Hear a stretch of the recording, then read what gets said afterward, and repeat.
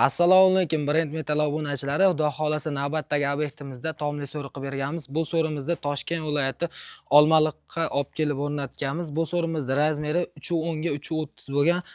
Materiallarga kelib to'xtaladigan bo'lsak, stokalar 8.8, 1.5 qalinlikda, sunaydigan joylari 6.4, 1.3 qalinlikda. Mana bu joylari tagi balka qismlari 8.4, 1.5 qalinlikda bo'ladi. Ichlariga 10 kvadratdan gul to'qib, polni shohona variantda qilib, baklarigacha qo'yib berganmiz. Mana bu joylarni palasada qilib ishlab berganmiz.